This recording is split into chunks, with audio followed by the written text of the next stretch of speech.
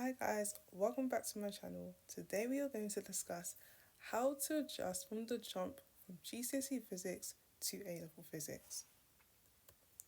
So, number one, straight into number one, we're going to go with the fact that you can't rely on your teachers only. So at GCSEs, you might be used to going to lessons, relying entirely on your teachers and expecting them to give you all of the information you need for your exams.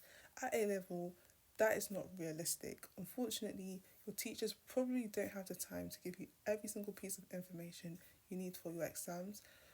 You need to see your teachers more as a guide, and you need to be proactive. You need to find resources online. I would recommend YouTube or textbooks that are guided or written for your specific specification, and you need to learn things by yourself. So maybe you go to lesson, your teacher introduces you a new topic. Make sure when you get home, if there's parts of the topic you didn't understand, read about it yourself. Advice number two is please keep referring back to your specification. If you're based in the UK, as you probably are if you're watching this video, the specification basically relies on your exam board. So your school picks an exam board for your A level. It might be different for each A level. So for your physics A level, ask your physics teacher what is your exam board. Once you find that out, go on the internet, Google it, and you will find your specification for physics. So you, for example, if you had AQA, type in the internet AQA physics specification. You will find a PDF, and that PDF will give you every single thing that could possibly come up in your exam. This is extremely important because physics has subjects that are very broad. So, for example, chances are you'll be learning about waves. However, you will not need to know everything about waves. If for example, your specification was AQA, the example would expect you to know certain things about waves, not everything. So you need to go on the website, on the specification, to find out what that is. And if you don't do that, you might find that you waste time learning things you don't really need to know. And even worse, you focus on things that won't come up in your exam. 3. Do as many questions as you can. I would really recommend kind of following your schedule or your structure of when you learn maths. So normally in a maths lesson, you come to class, you learn a new topic, and you apply some questions to try and practice what you've just learned.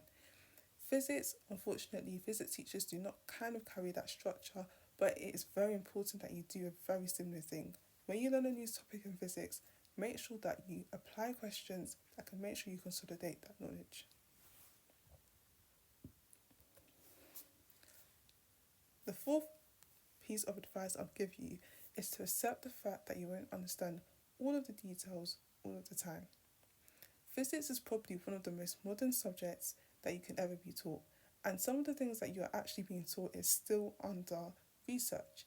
There are really new ideas. So what this means is that these ideas are abstract, not well researched, and very new, both to you and your teacher.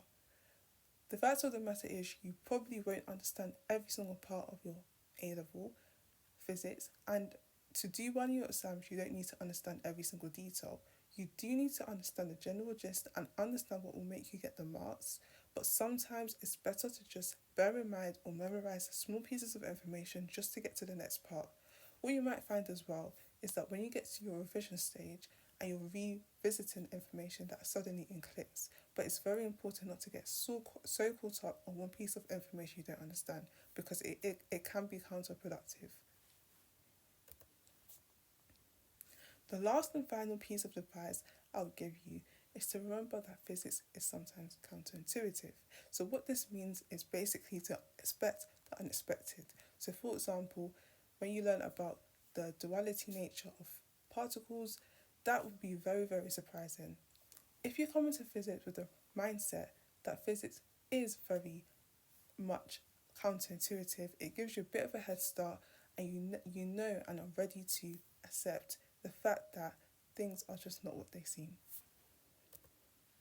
Thank you so much for watching this video. I really hope it was useful. Comment down below any questions you may have, and please follow us on all the social media below. Please like, comment,